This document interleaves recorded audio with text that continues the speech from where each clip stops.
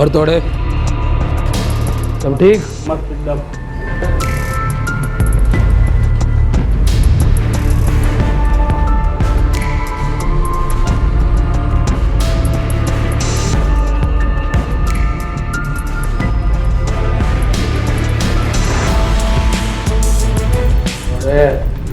मजे में।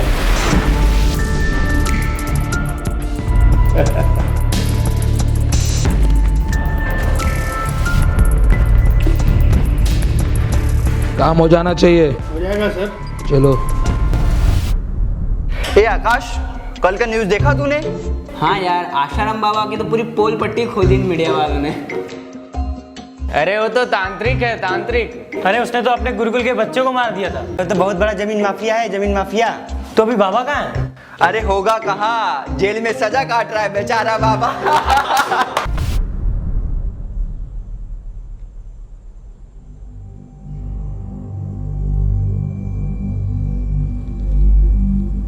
We can capture the world only when we follow the ideologies of Sir Silk Lotus. For this purpose, we must have one nation and borderless country. Sir, America, Europe, Australia, Japan, इन तमाम देशों की संस्कृतियों को नष्ट करके हम वहाँ पर अपनी सत्ता और अपने व्यापार का परचम फहरा चुके हैं। अब हमारे सामने चुनौती है, स्मार्ट इंडियन कल्चर। चुनौती? सर, हम उसमें भी सफल हुए हैं।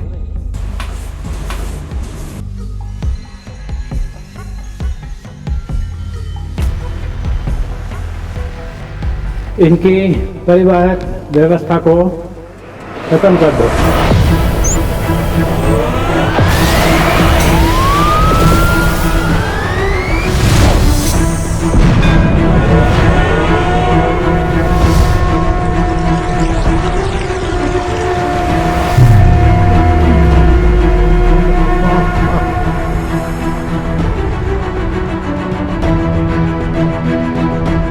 माल भेज दो सर, हो जाएगा।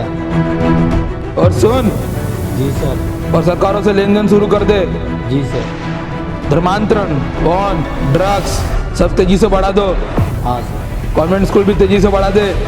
मान लो हो गया आपका।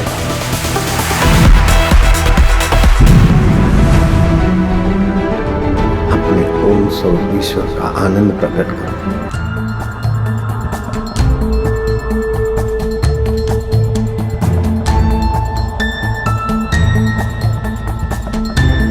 तुमको मैंने काम सौंपा था, क्या हुआ? सर, सब आपके अकॉर्डिंग ही हो रहा है। मैंने तुमको समझाया था ना। एक बाबा के करोड़ों भक्त हैं, उनके कारण ही सब बखेड़ा खड़ा हो रहा है। हमारे कन्वर्ट किए लोग वापस हिंदू बन रहे हैं।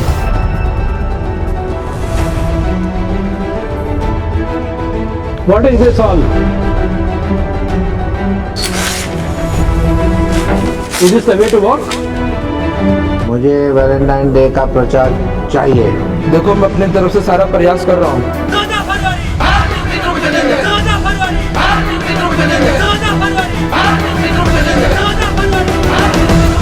Okay, final. Do zero mission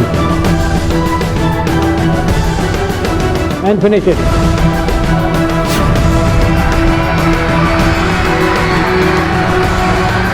देखिए राकेश जी, इस समय फील्ड पर मौजूद है। आप देख सकते हैं जिस तरीके से यहाँ पर लाठियां बरसाई जा रही है, सड़कों में लेटा लेटा कर लोगों को पीटा जा रहा है, पुलिस द्वारा गोलियां बरसाई जा रही है। इन शख्सों को रूम से निकाल कर बड़े ही सिस्टमैटिक तरीके से इन्हें कूटा जा रहा है। बड़े बड़े फाटक तोड़े जा रहे हैं, लंबी लंबी चोटियां उखाड़ी जा रही हैं। राकेश जी, इन हालातों को देख के ऐसा लग रहा है कि पूरे देश भर में अफरा तफरी मची हुई है।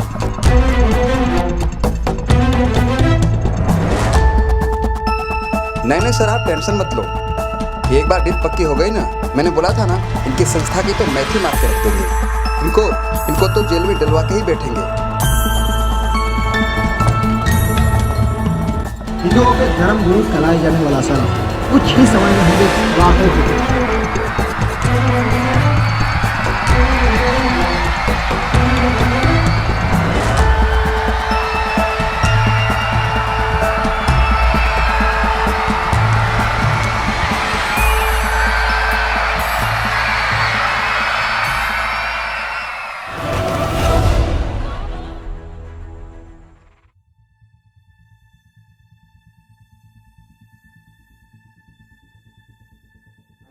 क्या हो रहा था ये सब?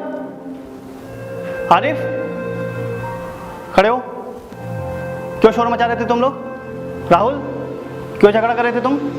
सर, आशाराम के बारे में जो मीडिया दिखा रही है, ये लोग उसको मानने को तैयार नहीं है। सर, मैंने उनके आश्रम में जाकर हकीकत को जाना है सर। आसाराम बापू के बारे में मीडिया जो कुछ दिखा रही है वो गलत है, झूठ है। आसाराम बापू वह उनके आश्रम को बदनाम करने के लिए उनके आश्रम को बंद कराने का षड्यंत्र है सर। आसाराम बापू ना तो गलत है ना वो तांत्रिक है। नहीं सर, जो मीडिया दिखा रही है उसका क्या? सर, जो मीडिया और कोर्ट दिखाती है वो गलत है, गलत। सर वो गलत है। Silence, silence. क्या तरीका है ये सब? तुम लोग में थोड़ा सा भी मैनर नहीं है कि क्लास में किस तरह से बिहेव करते हैं? बच्चे नहीं रह गए हो तुम लोग, कॉलेज में आ गए हो। ये कोई तरीका है बात करने का? क्या जानना चाहते हो तुम लोग? तो इस तरह से शोर करने से, झगड़ा करने से कोई सॉल्यूशन निकलेगा क्या? No sir. तो मैं आशाराम बापू जी के बारे में जानना चाहते हो ना आप लोग? मैं बताता हूँ क्या रियलिटी है।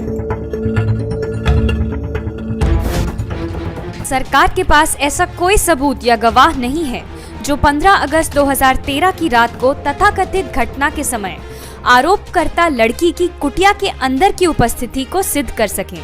ठोस प्रमाण प्रस्तुत कर रहे हैं जो आशाराम जी बापू की निर्दोषता बयान करते हैं। पहला प्रमाण, गवाहों के बयान व डॉक्यूमेंट्री एविडेंस ये कहते हैं कि आरोपित घटना के समय बापूजी सत्संग व मंगनी कार्यक्रम में अपने 60 से 70 भक्तों के बीच बैठे हुए थे। कोर्ट में प्रस्तुत उस समय के फोटोज तथा उपस्थित व्यक्तियों की न्यायालय में हुई गवाहियां इस बात का प्रत्यक्ष प्रमाण है। ऐसा एक भी प्रमाण या गवाह सरकार के पास नहीं है जो ये कहे कि उस समय बापूजी सत्संग में नहीं कुटिया में थे। दूसरा प्रमाण, गवाहों के बयान व किसी संदिग्ध व्यक्ति की कॉल डिटेल रिकॉर्ड्स ये कहती हैं कि आरोपित घटना के समय आरोपकर्ता लड़की अपनी मां के फोन से किसी संदिग्ध व्यक्ति के साथ फोन से संपर्क में थी।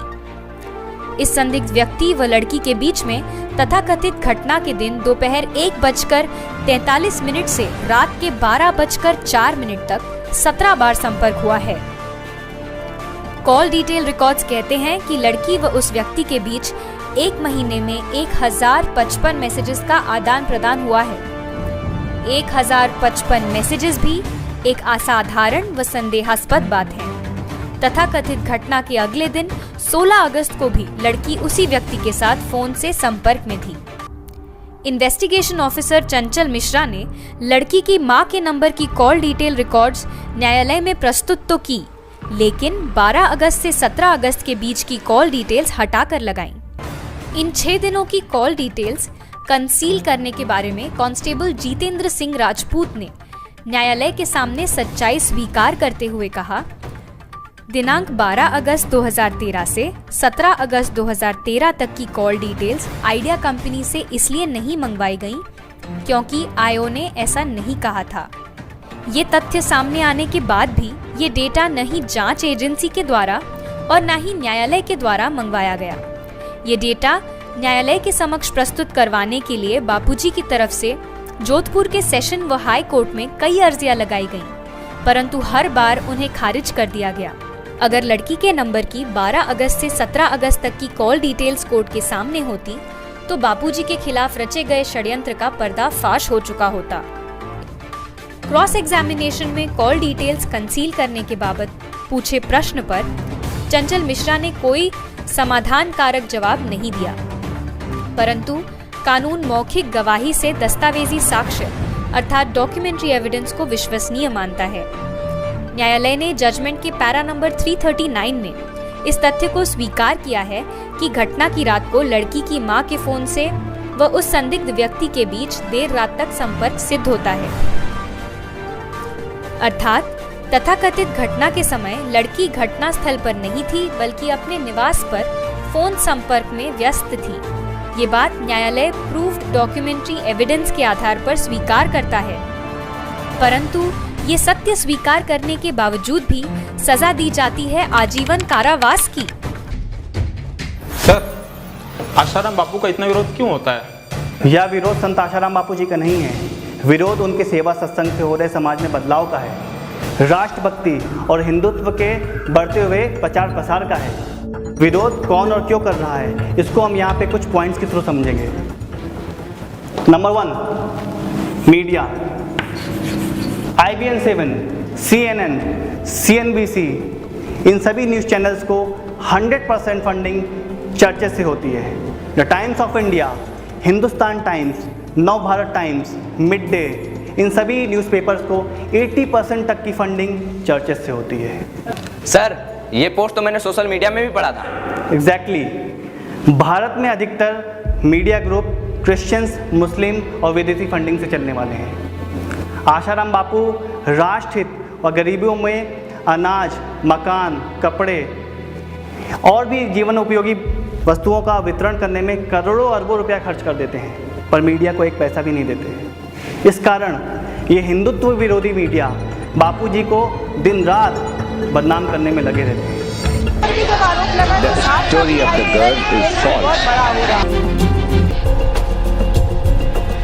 आदिवासी गरीब जनताओं के लिए अन्न वितरण, राशन कार्ड का वितरण, ऐसे अच्छाई के कार्य किसी मीडिया ने किया?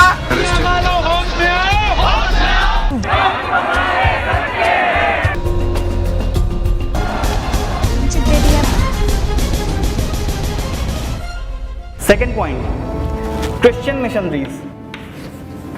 According to IBMR report, Bharat देश में किसी भी गरीब को कन्वर्ट करने का खर्च पूरे वर्ल्ड में किसी भी विकसित देशों के कंपैरिजन में 700 टाइम्स सस्ता है। इंडिया पोप के लिए सबसे सस्ता मार्केट है, लेकिन संत आशाराम बापू जी के बढ़ते सेवा कार्यों और सत्संगों से ये बाजार महंगा हो जाता है। इस कारण समाज में से आशाराम बापू जी के प्रति श्रद्धा भक्ति को कम करने के लिए इन मिशनरियों का आशाराम बापू को जेल में भेजना बहुत ज़रूरी हो गया था। सच में बापू का ही सामर्थ्य है कि इतनी बड़ी पश्चिमी संस्कृति के साथ वे सीधा सीधा संघर्ष कर रहे, और उन्होंने जो रास्ता अपनाया है वास्तव में वही रास्ता सही रास्ता है। हमारे विश्व हिंदू परिषद का जो बजरंग दल है, जब वैलेंटाइन डे आता है तो हर शहर में वैलेंटाइन डे मनाने वालों के विरुद्ध खड़े हो जाते हैं। कई बार हाथापाई होने लगती है। बापू ने एक ऐसा मार्ग बताया है, इसमें संघर्ष का तो कोई मार्ग है ही नहीं।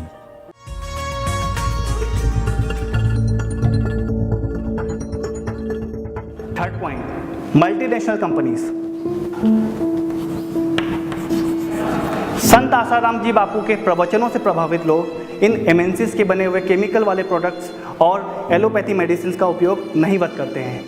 इसलिए इन प्रोडक्ट्स बनाने वाली MNCs ने बापू जी का कड़ा विरोध किया और अपने मार्केटिंग फंड से कई हजार करोड़ रुपए लगाकर बापू जी को जेल भिजवा दी।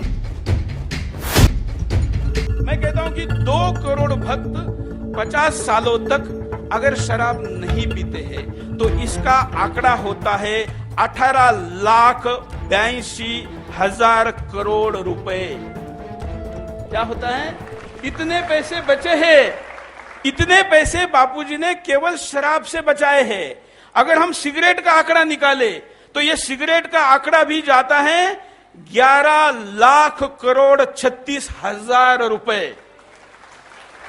अगर हम गुटखे का आंकड़ा निकाले, हम अगर डांस बार जाने से जिनके कदम बापूजी के संस्कार से रुके उनके आंकड़े निकाले, और जिस ब्रह्मचार्य का संदेश बापूजी ने दिया, माता बहनें माफ करें लेकिन उल्लेख करना जरूरी है कि एक बच्चा अगर 5 साल देरी से शारीरिक संबंध बनाता है तो इस कारण इन कंपनियों का लाखों करोड़ रुपए कंडोम बनाने वाले कंपनियों का नुकसान होता है। इन सारे आंकड़ों को मैं अभी जोड़ रहा था तो ये आंकड़े कई लाख खरब में जा रहे हैं। तो इतने खरब रुपए बापूजी ने जिन कंपनियों का नुकसान किया है उनके लिए कुछ हजार करोड़ रुपए उनके खिलाफ लगाना कौन सी बड़ी बात है? इसके पीछे का असली अर्थशास्त्र ये है।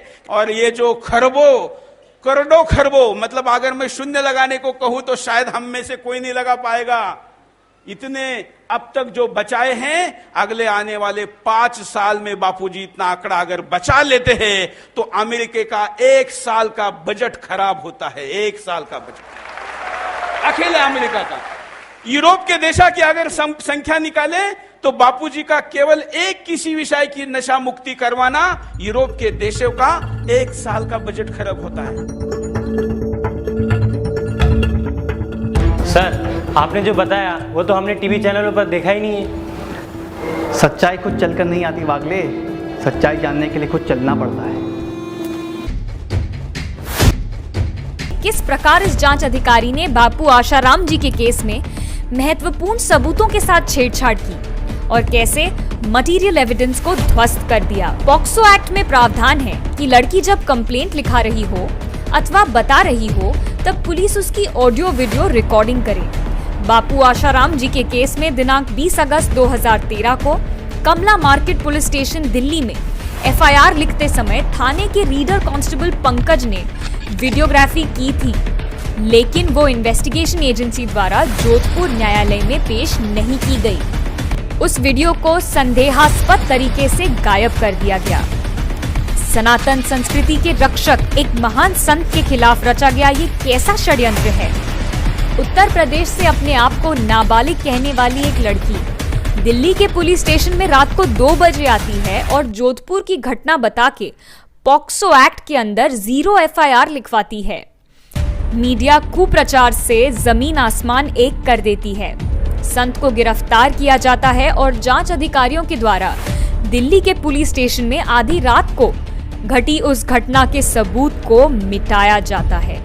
जितने भी प्रमाण संत की सच्चाई का समर्थन करते थे उन्हें मिटाया जाता है और मिटाने वाले उन अधिकारियों को बापू आशाराम जी को सजा सुनाने के बाद उनकी कार्य दक्षता के लिए सरकार के द्वारा अवार्ड्स दिए जाते हैं। आखिर किसके इशारे पर खेला जा रहा है ये षड्यंत्र? दर्शकों, जांच एजेंसी ने एफआईआर के बाद हुए लड़की के 2 महत्वपूर्ण बयानों की वीडियोस के साथ भी गंभीर छेड़छाड़ की।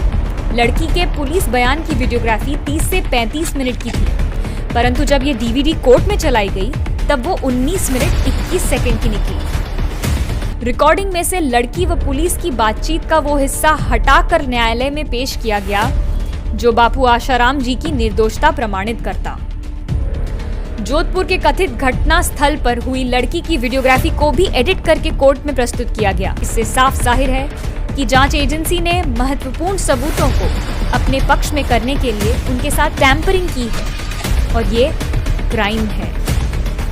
बापूजी के अधिवक्ता द्वारा इन दोनों वीडियोग्राफीज के ओरिजिनल मेमोरी कार्ड के बारे में पूछे जाने पर महेंद्र सिंह व जांच अधिकारी चंचल मिश्रा ने स्वीकार किया कि इन दोनों वीडियोस की ओरिजिनल मेमोरी कार्ड जब्त नहीं किया गया था। सवाल उठता है, कहां गया वो मेमोरी कार्ड? इस केस के ऐसे कई उदाहरण हैं जो ये तथ्य उजागर करते हैं कि जांच अधिकारी चंचल मिश्रा द्वारा एविडेंस को मैनिपुलेट करके छेड़छाड़ की एफआईआर पर चार्जशीट में रेप व गैंगरेप की धाराएं लगाई गईं, जिनकी सजा हो सकती थी आजीवन कारावास। आखिर वो कौन है जो चाहता है कि बापू आशाराम जी आजीवन कारावास में ही रहें? बापूजी को जेल में रखना ये क्या राजनीतिक षड्यंत्र है? इसकी भी परतें खोली जा रही हैं। मतलब एक तरह से तस्वीर को पलट देता है, बापू आसाराम को षड्यंत्र को जाहिर कर देता है कि ये षड्यंत्र किसने खेला था। षड्यंत्र खेला था भाजपा के उन लोगों ने, उन नेताओं ने जिनके संबंध तब के तत्कालीन मुख्यमंत्री प्रधानमंत्री मोदी, जो अब हैं तब मुख्यमंत्री थे, शिवराज सिंह चौहान, जिनके रहते हुए आसाराम बापू की गिरफ्तारी हुई, और उसके बाद राजस्थान के वो अशोक गहलोत, जिनके संबंध बहुत पुराने थे मोदी जी के साथ। वहां अमित शाह की अनुयायी एक जांच अधिकारी थी चंचल मिश्रा, जिसने आसाराम बापू के खिलाफ जो थी जांच की थी, जिसको लेडी सिंघम के नाम से बुलाया गया। उस अधिकारी को सम्मानित करते हैं 2 साल पहले, जिसने बापू आसाराम के खिलाफ जांच की थी। आसाराम बापू तो गिरफ्तार कर लिए गए, उन पर चार्ज लगा दिया गए, और उसी चंचल मिश्रा को केंद्रीय मंत्री अमित शाह अपनी गोदी में बिठा करके पुरस्कार दे देते हैं। जरा सोचिए, बेवकूफ मत बनिए हिंदुत्व के नाम पर। फ्रैक को मुलक्कल आरोपों से बरी हिंदू संत आसाराम बापू को मृत्युपरंत कारावास। आशाराम जी बापू को बगैर किसी साक्ष्य के आजीवन कारावास की सजा सुनाई गई है, वो भी प्राकृतिक जीवन के अंत तक। जबकि विशेष न्यायालय ने दिनांक 25 अप्रैल 2018 के निर्णय में ये बात स्पष्ट रूप से लिखी है कि आरोपी गण के खिलाफ कोई प्रत्यक्ष प्रमाण यानी डायरेक्ट एविडेंस उपलब्ध नहीं है, परंतु मौखिक व परिस्थिति जन्य साक्ष्य के आधार पर निर्णय लेकर सजा सुनाई गई है।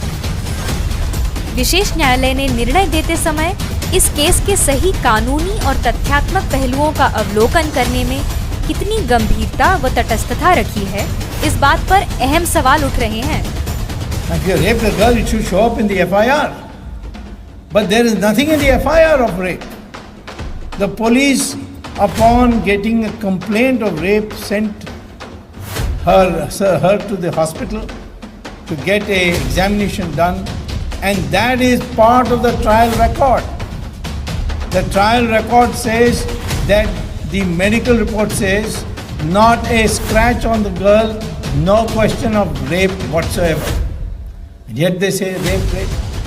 वेरी फर्स्ट डे से हम ये कह रहे हैं कि 376 का ना कोई मेडिकल एविडेंस है, ना कोई पीड़िता ने आरोप लगाया है।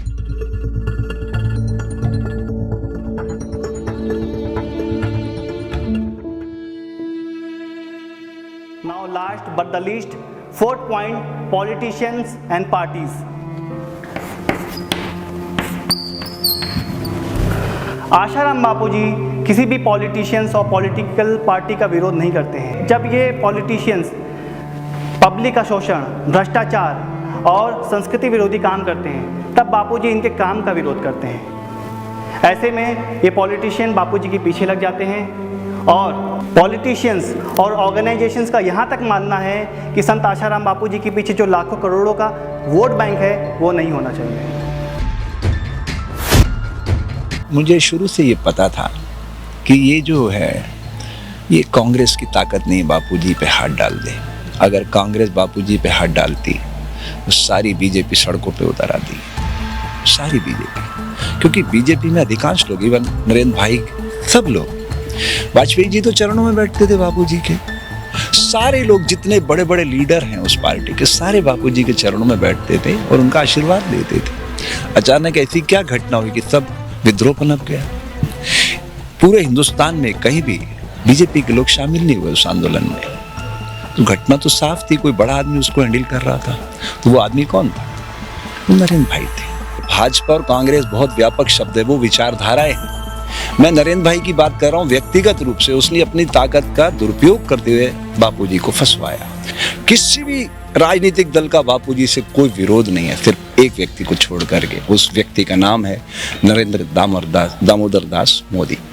बापूजी जैसे लोग या और लोग भी, वैसे मैं एक बात बताऊं, थोड़ी कड़वी बात कहूंगा लेकिन ये सच बात है। बापूजी को एक पलड़े पे बैठा दो, दूसरे पलड़े पे सारे साधु बैठा दो, एक भी साधु भारत में ऐसा नहीं जो लाखों लोग इकट्ठे कर दे। उनके एक पता नहीं क्या वायरस चलता, आपका डिजिटल लाखों करोड़ों लोग इकट्ठे हो सकते हैं। ये तो हैरानी की बात। और ये चीज बहुत लोगों को पचती नहीं थी, इसलिए बहुत लोग अंदरूनी रूप से द्वेष रखते थे। जो आदमी जितना ऊंचा जाएगा उसको खींचने वाले भी उतने लोग होंगे। देखिए, कोई भी काम कांग्रेस करती, कोई गलत कदम उठाती, बीजेपी उसका भरपूर विरोध प्रदर्शन करके अपनी उपस्थिति दर्ज कराती है।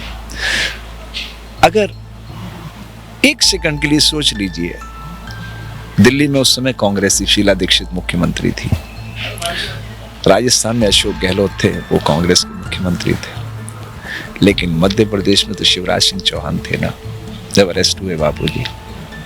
वो तो बीजेपी का आदमी था। और बीजेपी का आदमी कांग्रेस वालों की बात कैसे मान रहा था? 1600 पुलिस वाले भेजे उसने इंदौर, 1600 पुलिस वाले बापू को उठाने के लिए। वो बापू जिसकी शरण में चरण में बैठता था, जिसका आशीर्वाद लेता था शिवराज सिंह, 1600 जवान भेजे उसने। किसके कहने पर? जब उससे मैंने बात की तो उसने मुझे क्या जवाब दिया? स्वामी जी, भाई साहब का आदेश था। वो भाई साहब कौन है? नरेंद्र दामोदर दास मोदी। स्वामी विवेकानंद जी के 100 साल बाद 1993 में वर्ल्ड रिलीजियस पार्लियामेंट में भारत का नेतृत्व किया है। संपूर्ण विश्व मानव को भारतीय संस्कृति के उच्च आदर्शों व आध्यात्मिक ज्ञान से परिप्लावित किया है।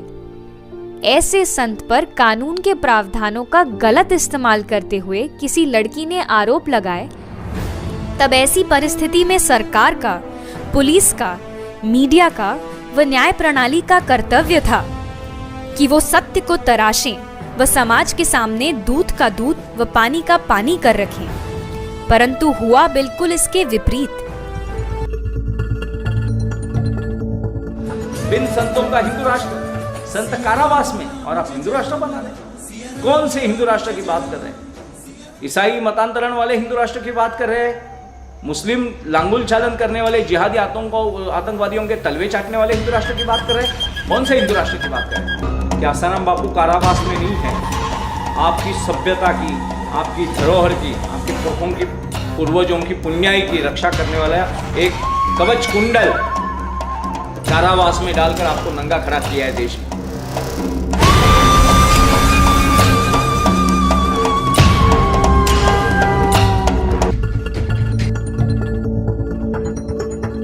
आज से 700 साल पहले गुजरात के भविष्यवेता देवायन पंडित ने कहा है, जति सती ने साबरमती त्या थाशे सुराना संग्राम, कायम कलिंगानी मार्शे नकड़ंग धरशे नाम। यानी गुजरात में साबरमती के किनारे सत्य के साथ एक योगी होंगे, जहां सत्य व असत्य के बीच में बहुत बड़ा संग्राम होगा, और वह योगी कलयुग का नाश करेंगे तथा निष्कलंक के नाम से जाने जाएंगे। अर्थात साबरमती के किनारे संत आसाराम बापू का आश्रम है, और वे 50 सालों से आसुरी ताकतों से लोहा लेते आ रहे हैं। कलंक लगाकर उन्हें समाज से दूर तो कर दिया गया है, लेकिन यही आसाराम बापू बहुत ही जल्द समाज के बीच में आएंगे तथा मानवता का नया संविधान बनाएंगे। सतयुग का प्रागट्य होगा जो हजारों साल तक रहेगा, और लोग उन्हें निष्कलंक के नाम से जानेंगे। संपूर्ण विश्व में निष्कलंक भगवान के मंदिर होंगे। फ्रांस के प्रसिद्ध भविष्य वक्ता नॉस्ट्राडामस ने कहते हैं, भारत में एक महान व्यक्तित्व जन्म लेगा, विश्व में शांति के लिए स्थापना करेगा। नॉस्ट्राडामस ने कहा, विश्व में सन 2012 से 2025 के बीच भारी तबाही होगी। Sir, what's the goal of Asaram Bapu? Sant Asaram जी बापू चाहते हैं सबका मंगल और सबका भला। पूरी ह्यूमैनिटी के लिए आसाराम बापू जी का सूत्र है, स्वस्थ जीवन, सुखी जीवन और सम्मानित जीवन, जिसके लिए बापू जी दिन रात प्रयासरत भी रहते हैं। बापू जी ने आध्यात्म का प्रचार प्रसार जमकर किया। लोगों के जीवन से जो वेदांत कोसों दूर चला गया था, उसको पुनः उनके जीवन में स्थापित किया, और इसी के आधार पर संत आसाराम जी बापू ने भारत को एक बार फिर विश्व गुरु बनाने का संकल्प लिया। यही बापू जी का गोल है। Is it clear to all? Yes, sir.